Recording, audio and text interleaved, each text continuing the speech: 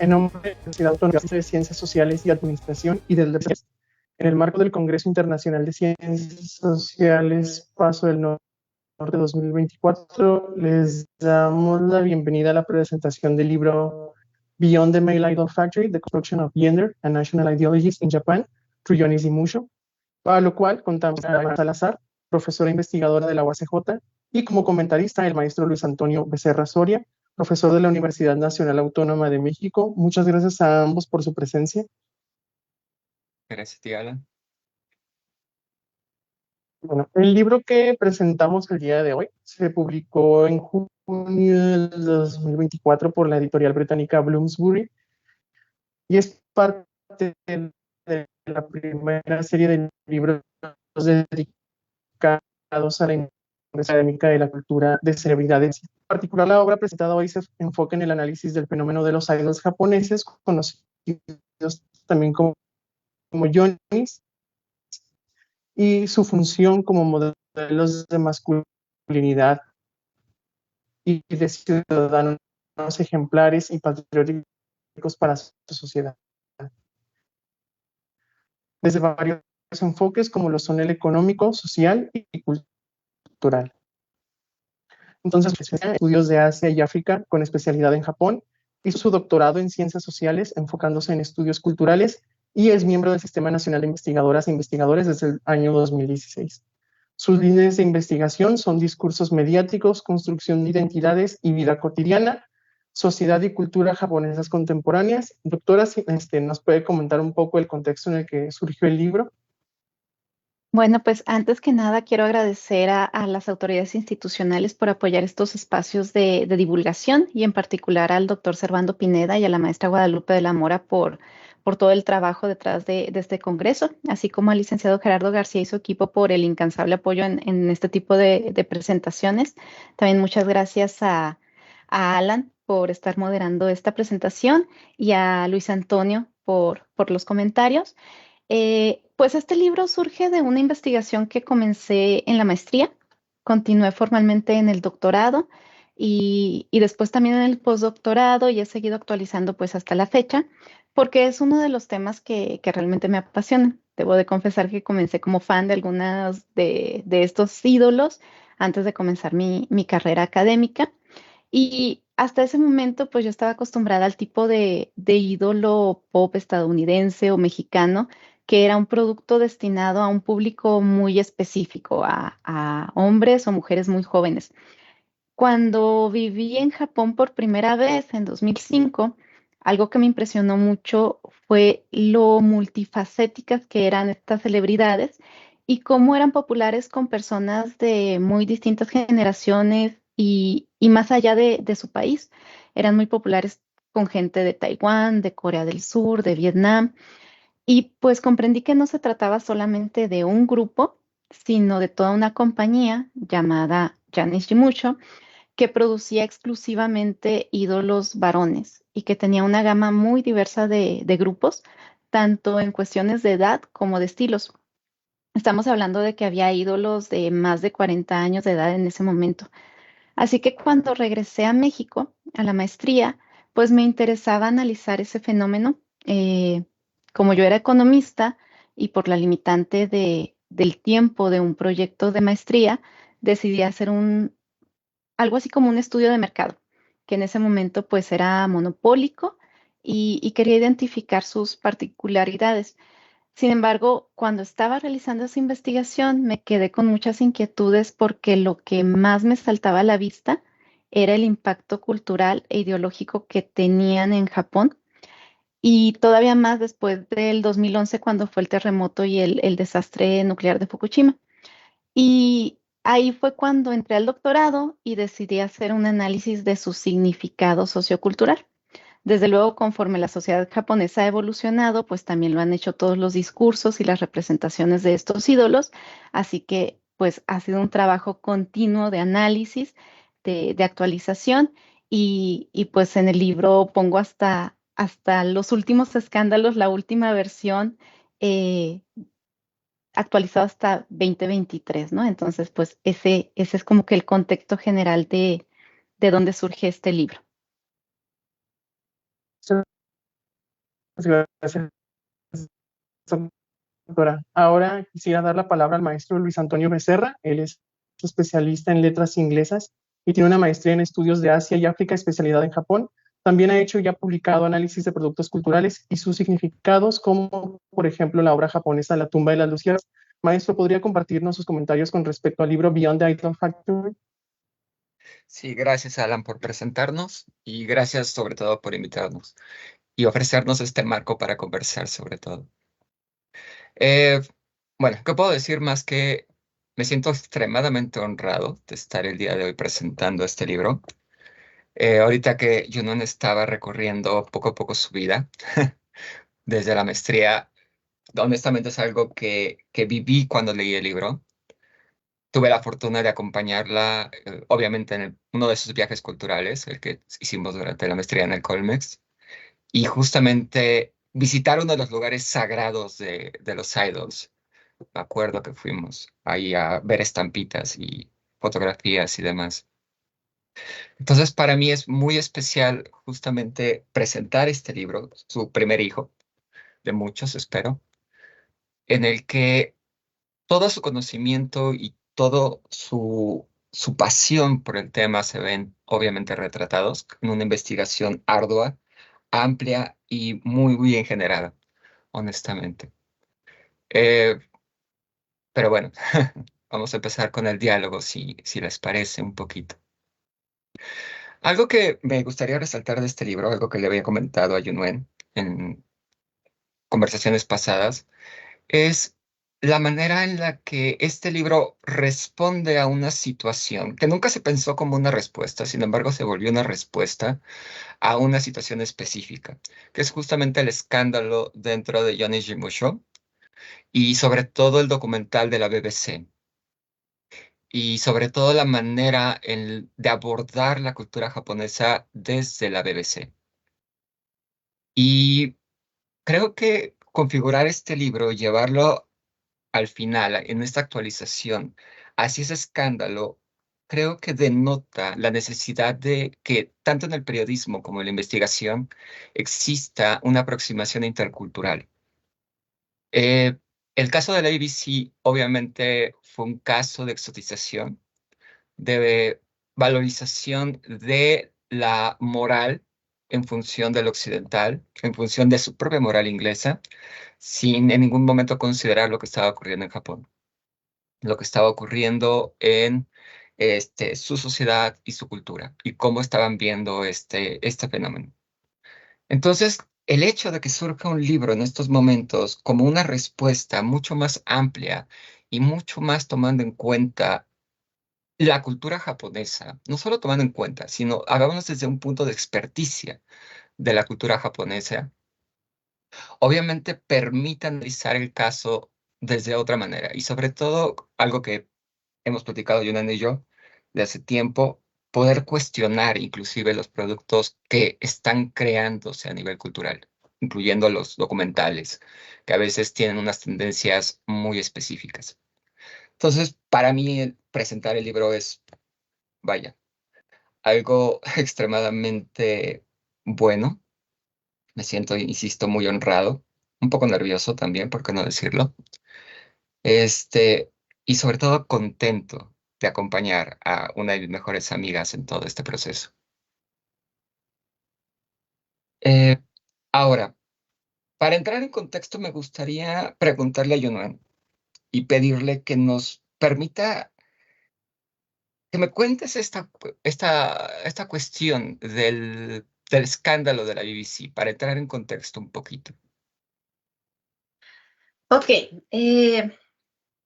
en el 2023, a inicios de marzo, si no me equivoco, la BBC lanzó en su cadena internacional un documental acerca de esta compañía de ídolos y se refirió al depredador de Giannis Mucho. Se refería al ya fallecido presidente de la compañía, quien por décadas, pues había sido una figura sumamente relevante en el contexto del entretenimiento y los medios japoneses. Yanni Kitagawa era el nombre de este señor que fundó la compañía.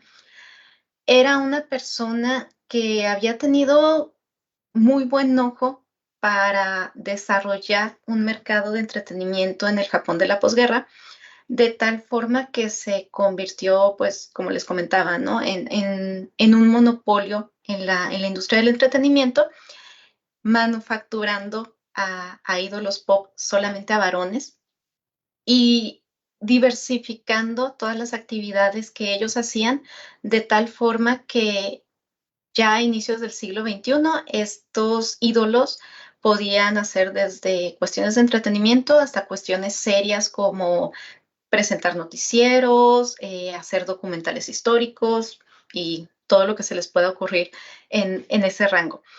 Sin embargo, siempre había existido un rumor de que este señor Kitagawa tenía prácticas pues un poco discutibles con los aprendices de la compañía. Sin embargo, jamás se había investigado. Los medios japoneses, pues la prensa amarillista hacía algunas menciones, pero nunca se investigaba a fondo, nunca hubo demandas formales. Y el señor murió en 2019 y fue como un evento nacional. Ministros del gobierno de ese momento dieron sus condolencias al país por perder a una figura tan importante. Y sin embargo, unos años después sale este documental en donde pues destapan toda la cloaca de los escándalos acumulados, ¿no? Con respecto a Kitagawa. Sin embargo, pues justamente el hecho de crear un escándalo cuando ya la persona estaba fallecida, que ya no podía haber como que un derecho de réplica, y basándose solamente en los testimonios de 3 o 4 personas que habían dicho que durante su tiempo como aprendices en la compañía, Kitagawa había tenido acercamientos sexuales con ellos, pues generó todo un escándalo primero a nivel internacional, antes que en Japón, porque los japoneses habían escuchado por mucho tiempo el rumor, sin embargo, no estaban interesados o consideraban que no era algo realmente grave. Y debo de mencionar por qué. Porque en la ley japonesa hasta 2022 o 2023 no estaba tipificado ese tipo de delitos. Entonces, pues técnicamente Kitagawa, si realmente tuvo acercamientos sexuales con estas personas, pues no cometió un delito. Y para el caso japonés, la cuestión de la legalidad es sumamente importante para su interpretación de si algo es digno de ser investigado o de ser un escándalo o no.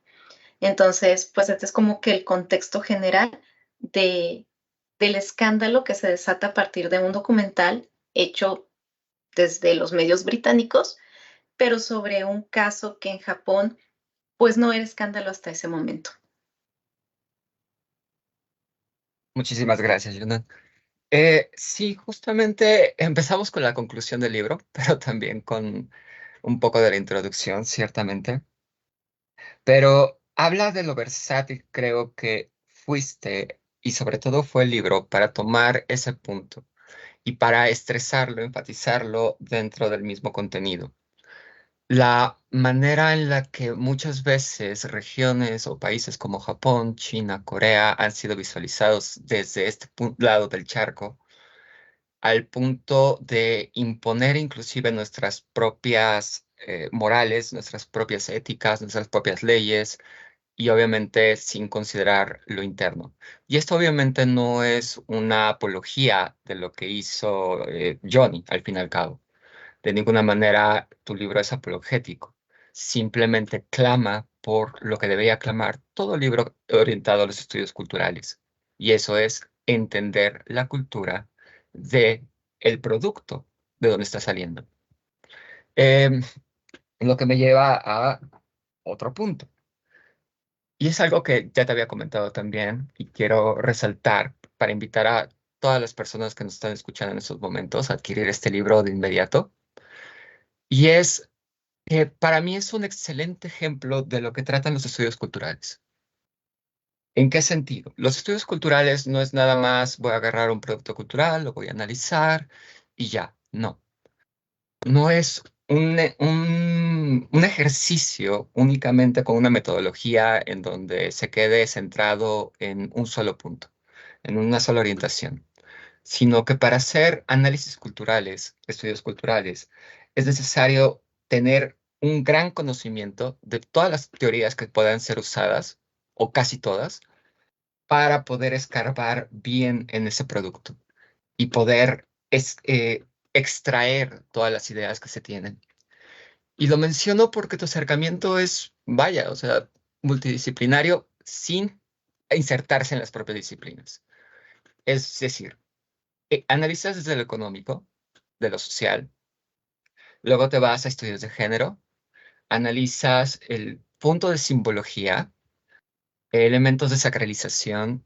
Se vuelve un texto extremadamente interesante para poder estudiar justamente el fenómeno de los idols, que surge en Japón y bueno, se reduplica hasta cierto punto en otros lados, que es algo que quiero dialogar contigo un poquito más al rato. Eso por un lado. Entonces, para mí es un gran ejemplo de estudios culturales y te lo vuelvo a repetir, cuando tengas la traducción me avisas, porque sí es algo que quiero compartir con mis estudiantes en la UNAM para que vean cómo se hacen estudios culturales. Y en el otro punto, algo que también quiero resaltar es a veces esta duda que se tiene en cuando se está haciendo estudios culturales, sobre todo cuando te leen cuando estás haciendo estudios culturales. Esa pregunta de, ¿no acaso te gustaba esto? ¿Por qué lo destrozas si te gustaba? Y creo que tú das en el clavo, o sea, creo que este libro es un reflejo de ti, de tu capacidad como investigadora y de todo este recorrido. Decir que eres fanática de Arashi creo que es poco. Es muy, muy poco. Fuiste a esos conciertos verdaderamente como investigadora, eso sí te lo aseguro, con toda la perspicacia de una investigadora, pero también ahí entregándote al grupo. Esa vez que fuimos al este stand, este puesto, era una tienda de productos del Johnny Shimusho. Fuiste ahí mitad fan, mitad estudios. Y yo sé que hasta la fecha sigues siendo fan de Arashi, con todo tu corazón, y esperando que regrese en algún momento. Sin embargo, eso no impidió en ningún momento que tú fueras capaz de desentrañarlo y verlo como objeto de estudio. Y esto es algo que también creo que toda persona que se mete en los estudios culturales debe entender. Puedes amar el producto, puede encantarte, pero la posición crítica es necesaria para poder acercarte a esos estudios y hacerlos de manera apropiada. No porque exista una atracción o un fanatazgo o un gusto específico hacia el producto o integrantes del producto o lo que sea, se va a permitir que ese gusto medie en la crítica misma. Y creo que el libro justamente hace justicia a eso.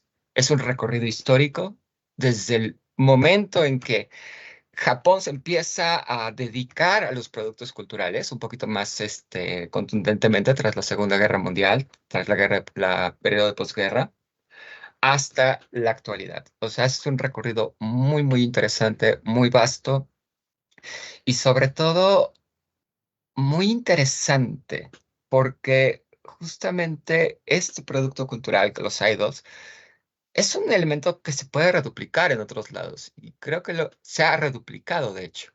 que muy a diferencia de los grupos estadounidenses, como mencionaste al principio, estos son forjados y creados específicamente. No quiero decir que los estadounidenses no, pero todo lo que revela tu libro da paranoia, un poquito, da miedo, pero al mismo tiempo se vuelve muy interesante de deshacer y contemplar. Entonces, de nuevo, te agradezco mucho por haberme invitado a participar en esta presentación.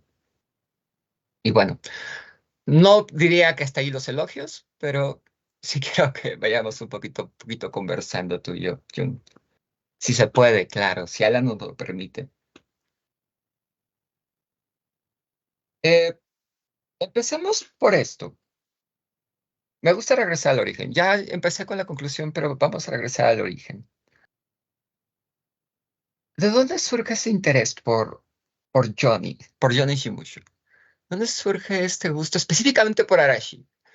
Yo sé la historia, pero vaya, o sea, quiero sacar a la gran investigadora en sus primeros inicios, que empezó a gustar de este grupo y que en ese gusto empezó a encontrar cositas y que ahora se muestra en este libro, definitivamente. Así que quiero sacar tu parte más fan del set.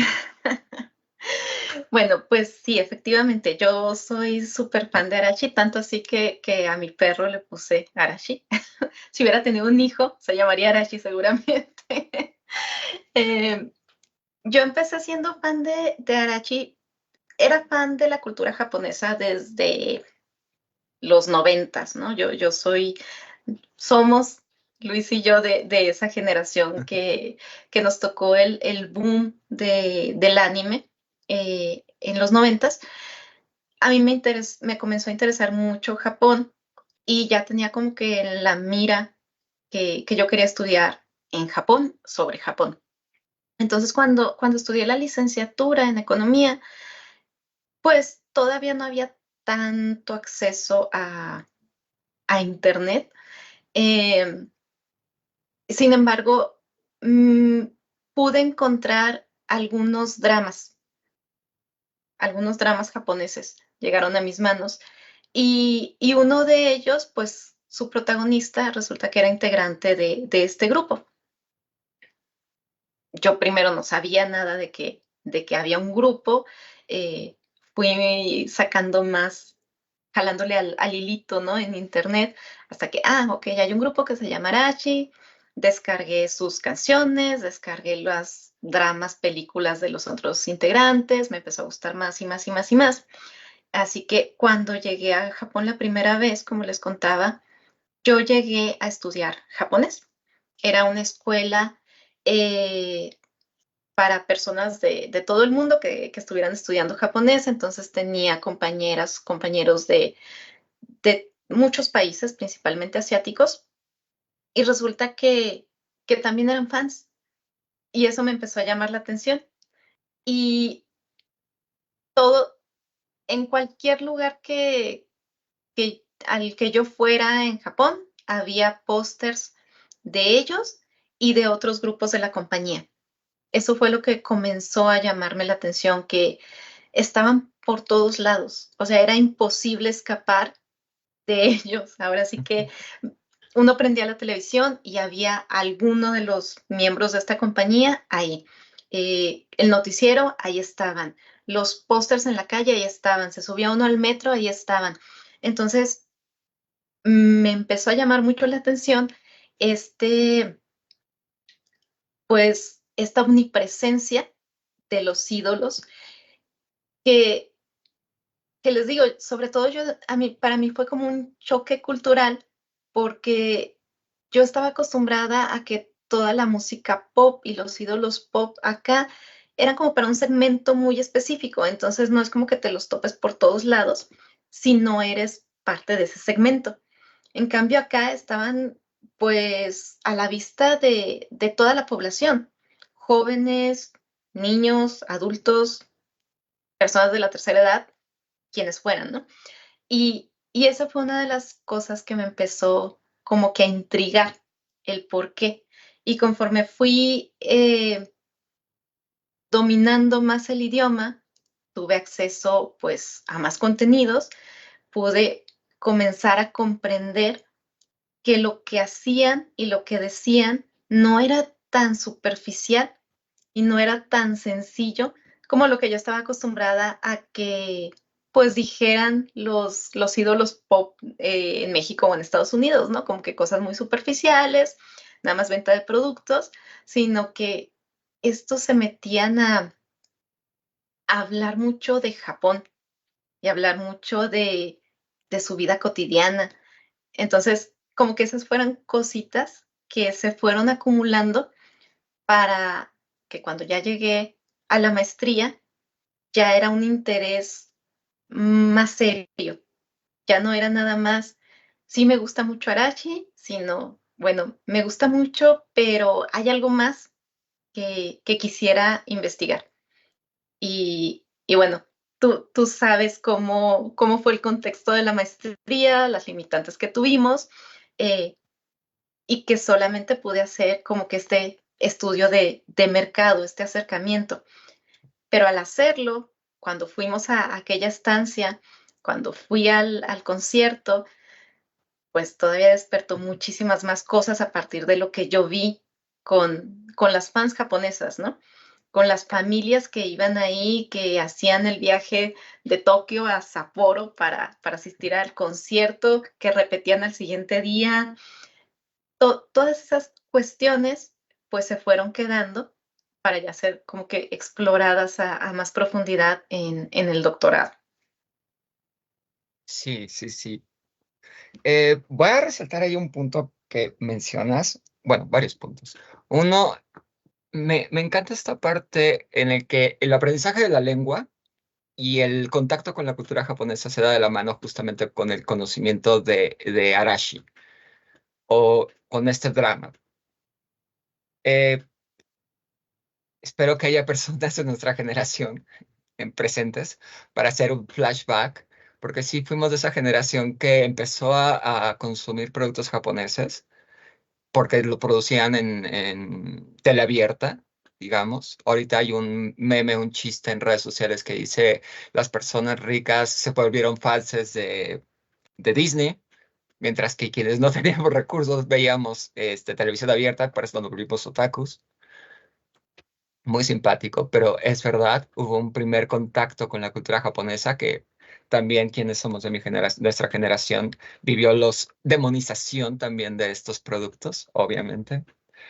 Entonces, me encanta todo este punto de que hubo de la mano. Conociste Japón y prácticamente al mismo tiempo fue Arashi. Y creo que eso es bien interesante porque al fin y al cabo, recalcando otro punto que comentabas, estamos muy acostumbrados como público muy cercano a Estados Unidos a escuchar mucho de grupos estadounidenses, sobre todo nuestra generación, 80s, 90s.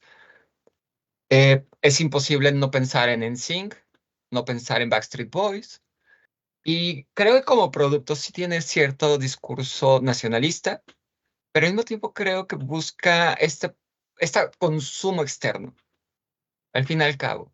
Sin embargo, el caso de Arashi, específicamente de Arashi, me corregirás, pero creo que nunca vino a México, para tu dolor y despecho, este, se queda muy en lo local y funciona como local.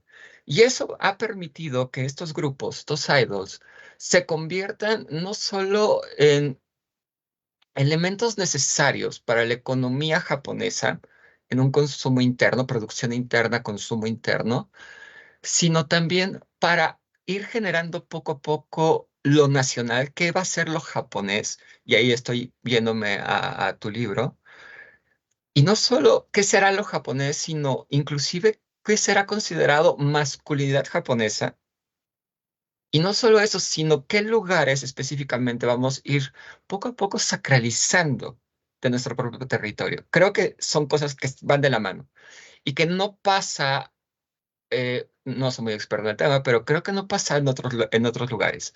Aunque quién sabe, Corea ahí está como muy a la vista, pero ya vamos más allá de tu libro.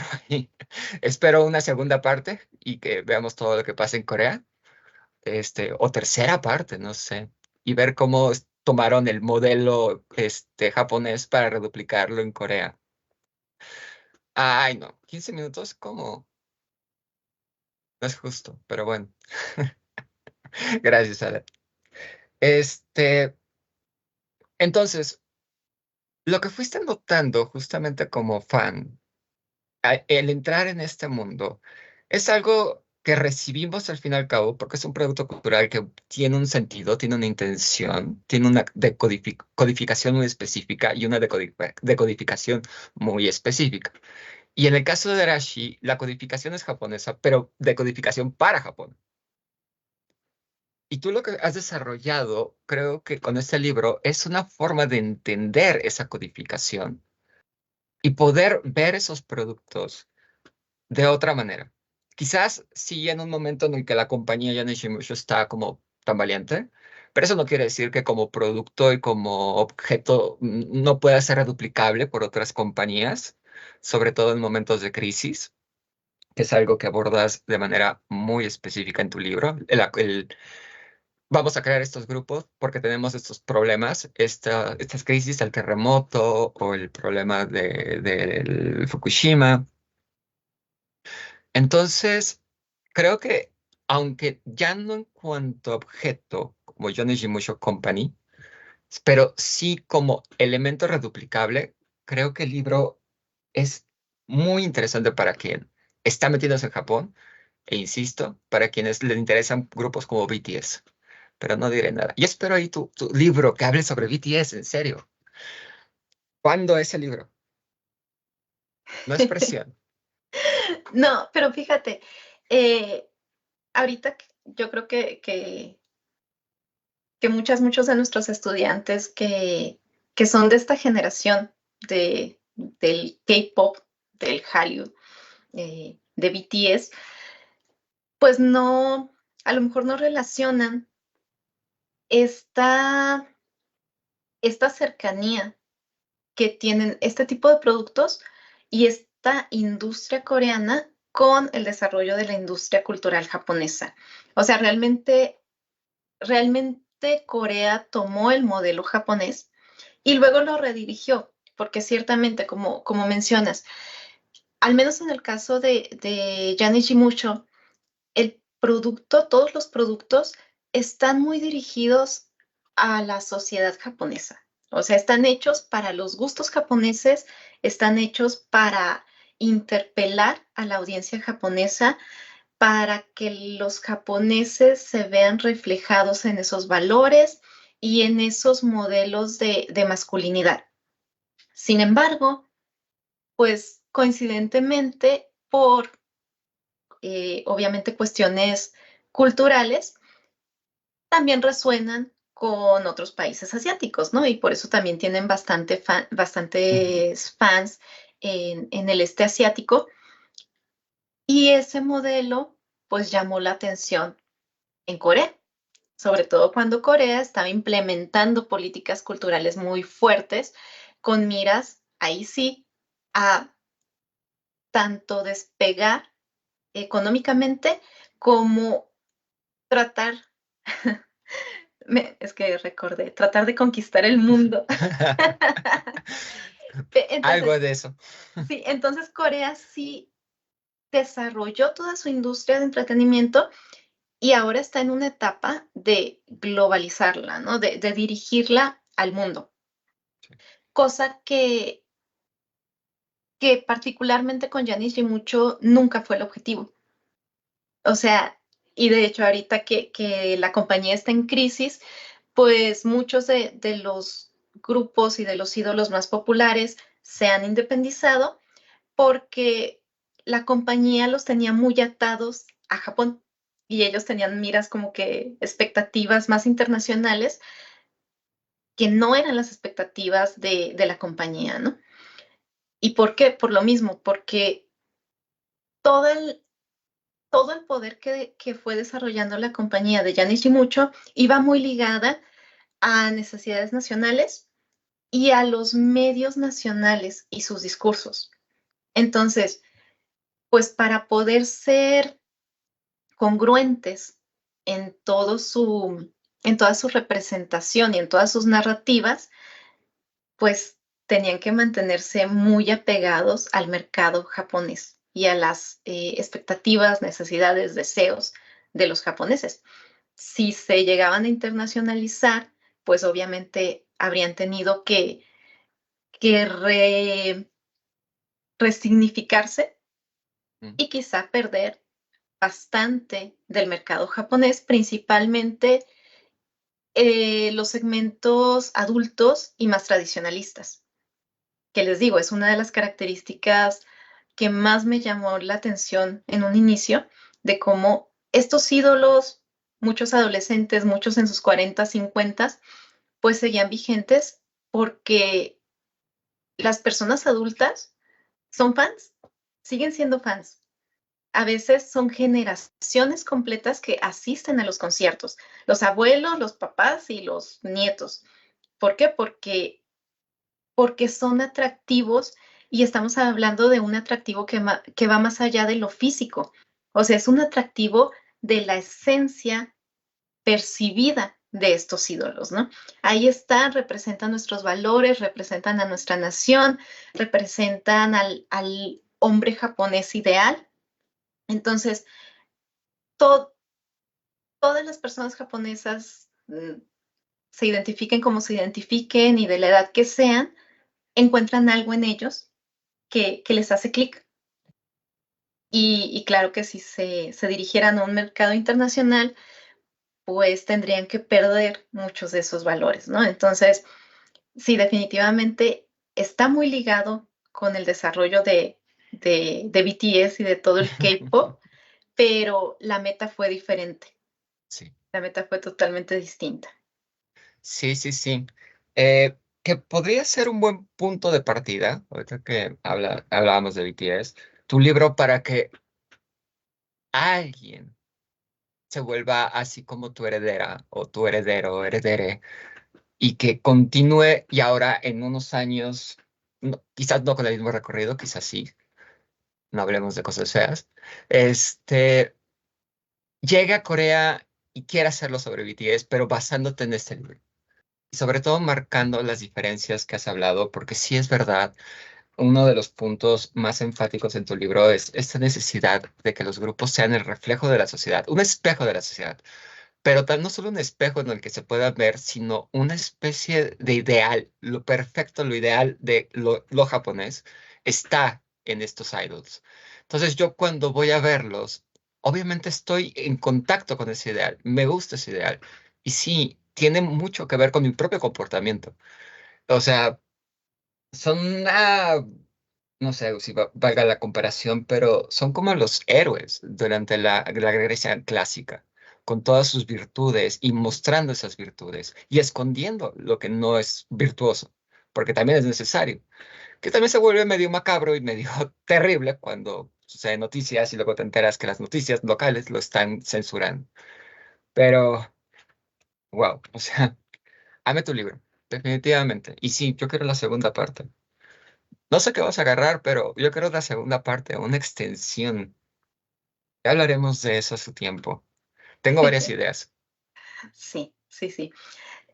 Ahorita nada más para hacer un comentario ya para ir cerrando. Eh, lo que mencionabas que son como héroes y son esta parte idealizada de la nación, es totalmente correcto. Esa es una de las ideas claves que yo creo que está detrás de los ídolos japoneses.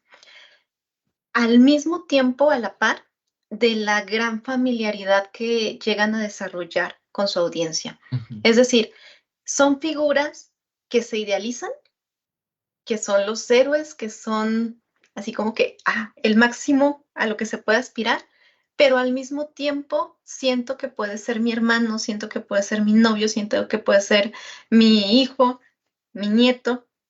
Entonces, eh, esa mezcla simbólica que es construyendo o que Janet y mucho logró construir con sus ídolos, creo que es la clave del éxito y que es la clave del éxito en el contexto japonés. No estoy segura si al menos esa parte es posible replicarse, por ejemplo, en México, porque nosotros estamos muy acostumbrados a las estrellas, ¿no? O sea, Sí. a, a lo inalcanzable, a que son totalmente otro nivel, tienen otra riqueza, no podemos acceder a ellos. Y en el caso de estos ídolos, es todo lo contrario, son, se presentan como perfectos en el sentido de ser el perfecto modelo de ciudadano japonés, pero al mismo tiempo hablan con tal candidez en los programas, en las entrevistas en revistas, los ve uno desde su faceta en los conciertos, así como las grandes estrellas, hasta las cuestiones de que en algunos programas van y se ponen a ayudar a campesinos a cosechar frutas y verduras. Entonces, uno los ve en todas esas facetas y ve su lado también humano. Entonces, es lo que hace esta familiaridad y es lo que va desarrollando un cariño realmente, o sea, los fans japoneses desarrollan vínculos eh, con esos ídolos porque los sienten parte de su familia. O sea, no es nada más el ídolo inalcanzable al que aspiro pero jamás llegaré, sino al que puedo ver y conocer su vida y conocer su forma de pensar. Claro, sabemos que no es así, que todo es una construcción, que está sumamente cuidado, pero la audiencia así lo siente, así lo percibe. Entonces, eso es lo que lleva también a, yo creo, a la longevidad de estas figuras, porque la audiencia va creciendo, va madurando junto con ellos. Muchos, pues los que tienen ahorita 50, ya casi 60 años de edad, los vieron desde adolescentes. Entonces la gente ha visto cómo han madurado, que se casaron, que tuvieron hijos, que, o sea, todas esas facetas las ven en pantalla, ven cómo Sí. se expresan, ven cómo van cambiando su forma de actuar de acuerdo a estas facetas de la vida y, y pues los van sintiendo, les digo, como parte de su familia. Y no sé si eso lo podemos ver en, pues en celebridades aquí en México o en celebridades en Estados Unidos.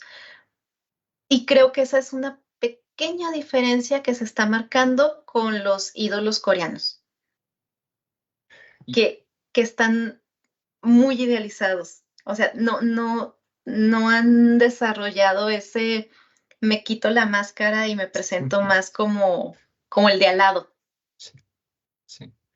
Y ahí está la segunda parte del libro. Ahí está el fabuloso segundo libro. Sí, tienes toda la razón. O sea, ahorita que estabas diciendo eso también, no solo las acompañan como parte de la familia, sino no desean su caída. Creo que en México y Estados Unidos, este sensacionalismo de los periódicos que dice, Britney Spears ya se rapó. Todo el mundo desea esa caída. Desea, ya sea por herencia de la tragedia griega, no lo sé. Desean que esas personas idealizadas en un momento determinado, esos valores se vengan abajo.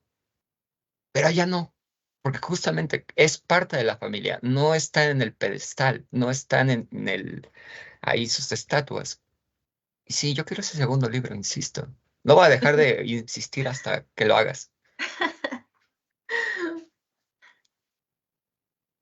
Pero bueno, ¿cuánto tiempo nos queda, Alan? Primero me gustaría felicitar a la doctora Union por la publicación de su libro. Es un tema pues, que ha compartido su interés y su fanatismo, ¿no? Desde que la conozco. Y pues quiero felicitarla, ¿no? Antes que nada. Y bueno, así rápidamente, a mí me surgió una duda, doctora, aprovechando este pequeño y último espacio, ¿no? como investigador y como alguien que también tiene intereses en productos como audiencia, pero también como investigador, quiero saber si hubo alguna dificultad, ¿no? Cuando iba empezando esta investigación, o sea, para hacer ese posicionamiento crítico que decía el maestro, que uno pues reconoce que lo tiene que hacer, ¿no? Pero no significa que no batalla al principio a lo mejor.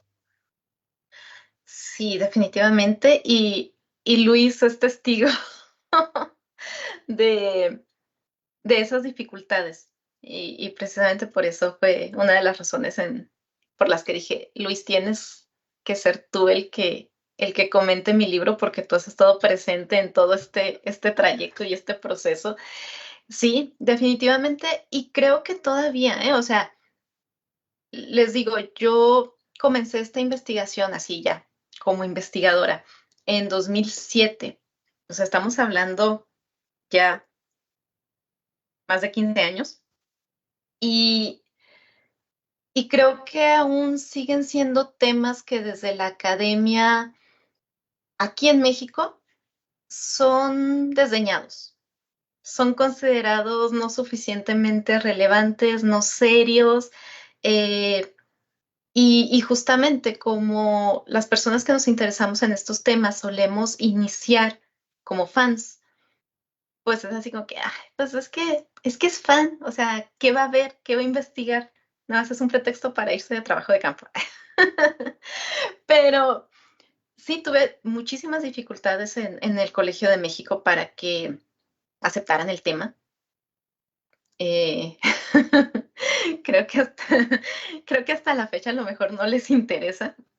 Eh, pero me di cuenta de que el tema es suficientemente serio, todo lo que tiene que ver, y por eso es que me especialicé en estudios culturales, porque hay una corriente académica totalmente seria que valora y, y encuentra la relevancia de estudiar todo este tipo de fenómenos. Y tú puedes encontrar que hay trabajos especializados en estudios de fans, estudios de videojuegos, estudios de redes sociales, o sea, estudios de celebridades.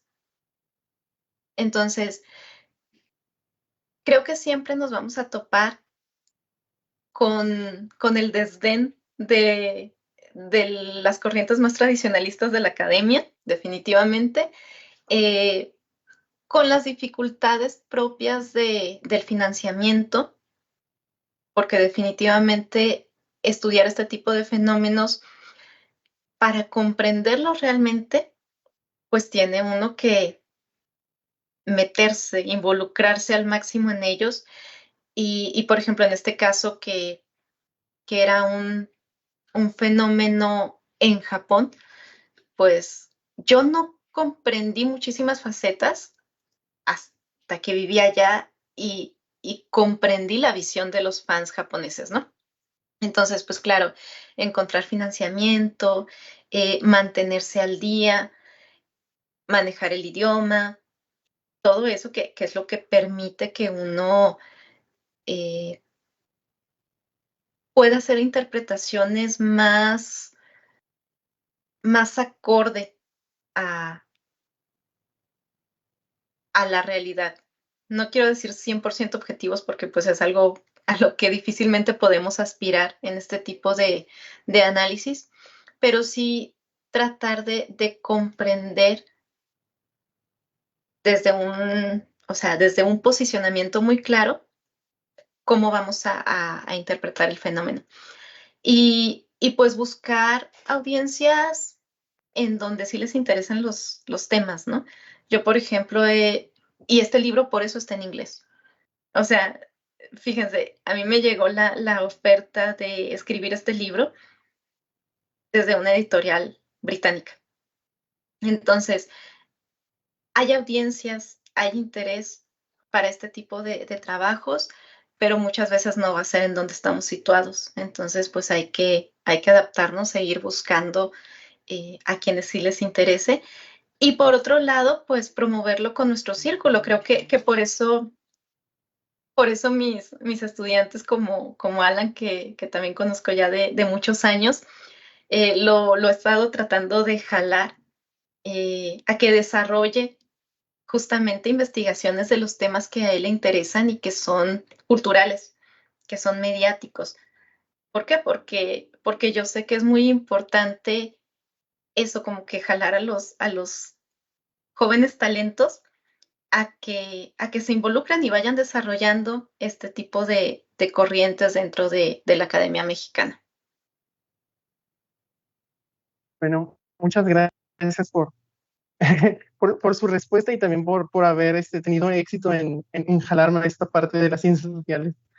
Y bueno, salvo que el staff me diga lo contrario y no haya más preguntas, pues agradecemos la presencia del maestro Luis Antonio Becerra y la doctora Yunel Mandujano y de quienes están viendo esta presentación. Y les comentamos que el libro se puede adquirir en diversos formatos digitales y físicos en la página oficial de la editorial Bloomsbury, que pueden ver a través de este código QR y también a través de Amazon pueden adquirir el libro. Entonces, pues bueno, nos despedimos. También pedimos a quienes nos están viendo que sigan sintonizando el programa de el Congreso de Ciencias Sociales Paso del Norte del presente año. Y pues muchas gracias a todos. Muchas Gracias por gracias. invitarme.